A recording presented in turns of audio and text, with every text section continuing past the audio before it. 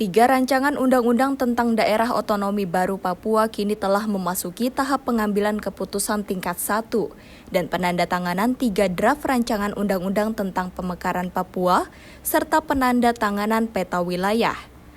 3 rancangan undang-undang tersebut yakni meliputi rancangan undang-undang tentang pembentukan Papua Selatan, rancangan undang-undang tentang pembentukan Papua Tengah, dan rancangan undang-undang tentang pembentukan Papua Pegunungan. Setelah dilakukannya pengambilan keputusan tingkat 1, maka 3 RUU tersebut selanjutnya akan dibawa oleh Komisi 2 DPR ke rapat paripurna pada Kamis 30 Juni 2022 untuk dilakukan pengambilan keputusan tingkat 2, yakni tahap pengesahan. Alhamdulillah ya, kita bersyukur bahwa akhirnya kita sudah memutuskan 3 rancangan undang-undang tentang pembentukan provinsi di Papua, itu Provinsi Papua Selatan, Papua Tengah, dan Provinsi Papua Pegunungan. Nah, sehari ini kita juga masih membahas sebelum tadi pengambilan keputusan tingkat 1 ya, jam 1 tadi dimulai, dan dari pagi kita juga udah mengundang Menteri Pan-RB ya. Nah, sebetulnya inisiatif kita mengundang Kementerian Pan-RB, kemudian Ketua Kepala BKN dan Kepala LAN itu adalah itu menindaklanjuti dari informasi yang kami dapat di Papua. Jadi kan kemarin waktu kami ke Jayapura itu mendapatkan aspirasi yang begitu bagus ya, bahwa mereka itu mengharapkan pemekaran di provinsi di Papua ini juga tetap menjaga keberadaan atau eksistensi orang asli Papua. Nah, jadi mereka menyampaikan semua formasi baru sebagai dampak dari munculnya struktur dan tata kerja organisasi baru nanti pemerintahan, itu juga harus ada afirmasi terhadap organisasi Papua. Nah, makanya kemarin kami langsung punya ide untuk mengundang Menteri Pan-RB, dan alhamdulillah tadi datang Pak Menko Polhukam ya sebagai ad interim. Nah, tadi kami menambahkan satu pasal mengenai soal pengisian formasi ASN, dan tadi udah ada dibuat peraturan menterinya nanti khusus akan menangani soal itu. Juga untuk yang pertama kali kita atur yang memang ada diskresi ya, misalnya untuk tenaga honorer itu kan atau CPNS itu kan dibatasi selama ini umurnya 35 tahun. Tadi kita batasi bisa sampai 48 tahun.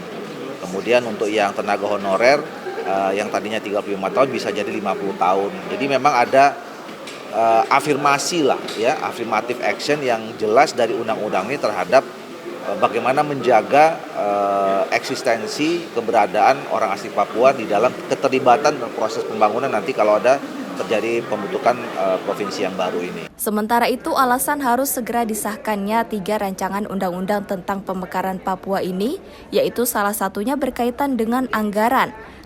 Lantaran tanggal 30 Juni 2022 merupakan batas akhir pembahasan dan penetapan APBN 2023.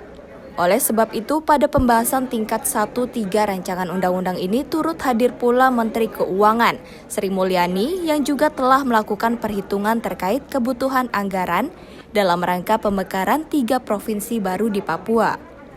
Sri Mulyani berharap munculnya 3 rancangan undang-undang tersebut dapat memberikan kesempatan bagi Papua untuk dapat mengembangkan pembangunan di 3 provinsi baru itu. Ya, kita tidak ada dari Kementerian Keuangan, pemerintah tentunya dalam hal ini tadi mewakili Bapak Presiden bersama Kementerian Dalam Negeri, kami, Bappenas, Kementerian Hukum dan HAM, dan tadi memutuskan untuk menyelesaikan pertemuan untuk pengambilan keputusan tahap pertama dari 3 rencana undang-undang, yaitu untuk Papua Selatan, Papua Utara, dan Papua Pegunungan. Papua Tengah ya dalamnya. Dan ini menurut saya suatu langkah dengan harapan yang sangat tinggi ya bagi Papua untuk bisa melakukan langkah-langkah pembangunan yang makin nyata dengan adanya pemekaran provinsi tersebut.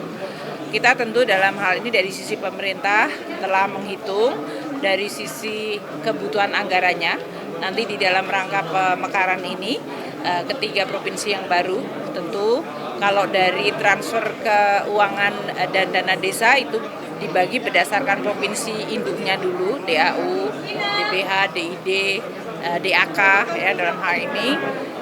Kalau untuk kebutuhan instansi vertikal nanti kita akan rencanakan bersama-sama dengan kementerian lembaga, umpamanya tentang pembangunan instansi vertikal seperti pengadilan, kejaksaan, kepolisian itu nanti juga akan menjadi anggaran tambahan yang perlu untuk disediakan.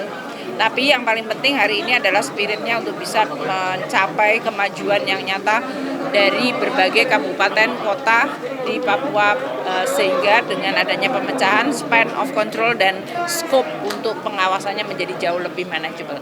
Gitu ya. Dari Jakarta, Sri Dewi Andayani, Dava Rizkiano melaporkan untuk Sinpo TV.